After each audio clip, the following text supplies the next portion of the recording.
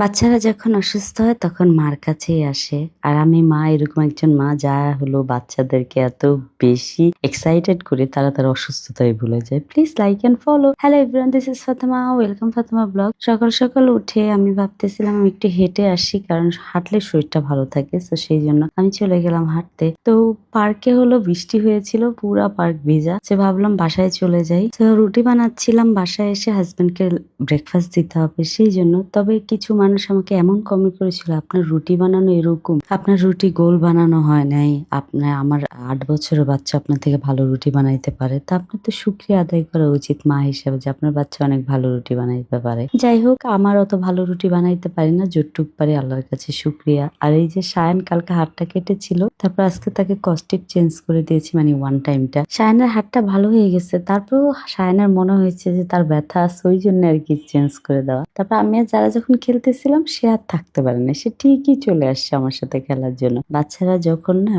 ব্যথা পাবে তখন ওদের কনসেন্ট্রেশন একটু চেঞ্জ করাইলেই, যেমন খেলাধুলাতে লাগিয়ে দিলে ওরা খুশি হয়ে যায়। তারপরে এই যে আমি বাচ্চাদের সাথে ফুটবল খেলতেছিলাম। ইদানিং আমরা বাসার মধ্যে অনেক বেশি ফুটবল খেলি, জানি না কেন। বিশ্বকাপ চলতেছে, বাচ্চারা টিভিতে ফুটবল দেখে বিদায় মানে আমার সাথে ফুটবল খেলার জন্য বেশি বায়না ধরে। তো এখানে হলো সায়ান রাগ করে এসে শুয়ে পড়েছে, তার মন মতো কোনো কিছু না হইলে এরকম করে। যাই হোক, আমার তার দেখার টাইম নেই, কারণ আমার রান্না কমপ্লিট করতে হবে। অনেক কিছু রান্না করব আজকে, মাছ সবজি। আমার বাসায় সবসময় না মাংসটা সবজিটা থাকবে, যেহেতু সব বাচ্চারাই এখন মোটামুটি খাওয়া ধরে গিয়েছে। তো সেই জন্য আমি সবসময় চেষ্টা করি সবজি মাংস যেন থাকে বাচ্চাদের জন্য। তো আমি এখানে টেবিলে খাবার দিয়ে দিচ্ছিলাম, আর হলো সায়ান আমাকে এসে কোনো একটা টপিকে কমপ্লেইন করছিল যে যারা ওকে বকা দিয়েছে, যারা ওকে বলেছে দুষ্ট সায়ান তুমি এখান থেকে যাও, তো এটা বলেছে, সেজন্য সে খুব কষ্ট পেয়েছে। তো আমি বললাম যারা তো এরকম না। তারপরে যারাই যে লক্ষ্মী মেয়ে হয়ে খাবার খেতে বসে গেল, যারাও বললো যে মাম্মা আমি ওকে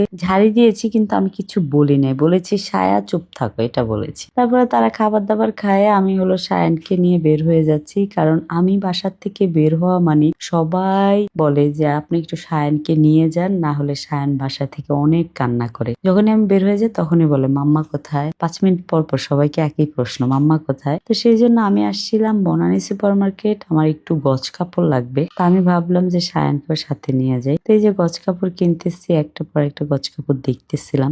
আমার গজ কাপড় কেন লাগে, কারণ আমি যেই শার্ট গুলা পরি, যেই ড্রেস গুলা পরি, আমি সব ড্রেস নিজে মেক করে পরতে পছন্দ করি। আমি যখন শপিং করি দেখা যায় আমার কালার পছন্দ হয় নাই, আর না হলে ম্যাটেরিয়ালটা কমফোর্ট হয় নাই, বডির সাথে অনেক র্যাশেস হয় আমার। তো সেই জন্য আমি হলো নিজে মেক করে কাপড় দেখে কিনতে খুবই পছন্দ করি। যেমন এই পিঙ্ক কালারটা আমার এত পছন্দ হয়েছে, আমার কেন জানি পিঙ্ক, হোয়াইট, ব্ল্যাক এগুলোর প্রতি না অনেক বেশি ফ্যাসিনেশন, জানি না কেন। কাপড় টাপড় কিনে মা ছেলে এখন বাসায় চলে যাচ্ছি। Thank you so much for watching my video.